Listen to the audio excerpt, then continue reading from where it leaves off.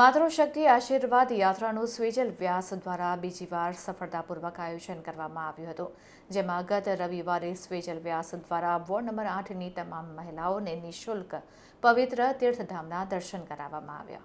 Ward number 8ની માતાઓ, બહેનો અને મહિલાઓ માટે સ્વેજલ વ્યાસ દ્વારા આયોજિત માતૃશક્તિ આશીર્વાદ યાત્રા અંતર્ગત રવિવારે બીજું સફળ આયોજન કરવામાં આવ્યું હતું. વોર્ડ નંબર 8ની કુલ 15,000 મહિલાઓને તીર્થધામના દર્શન કરાવવાના સંકલ્પ મુજબ પ્રથમ ચરણમાં ગઈકાલે 1,500 મહિલાઓને 27 બસના માધ્યમથી સંપૂર્ણ નિઃશુલ્ક રીતે પવિત્ર તીર્થધામ સાળંગપુર, કોટ ગણેશ, ધર્મજ, બુટ ભવાનીના દર્શન કરાવવામાં આવ્યા હતા. આ યાત્રામાં મહિલાઓ માટે સલામતી વ્યવસ્થા અને સુવિધાઓનું સંપૂર્ણ ધ્યાન રાખવામાં આવ્યું હતું. માતાઓ અને બહેનોએ આ સેવા કાર્ય બદલ આયોજકનો આભાર વ્યક્ત કર્યો હતો.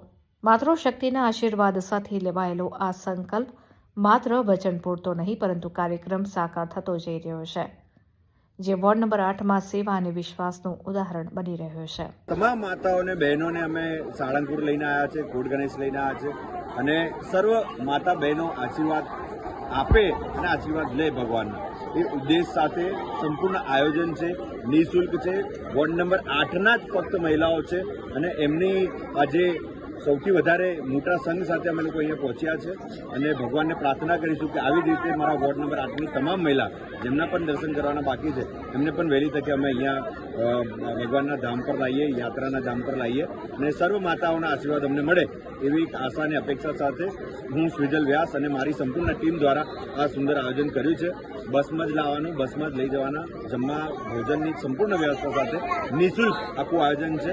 સર્વ માતાઓના આશીર્વાદ અમને મળે એવી અમે એક અપેક્ષા રાખીએ છીએ.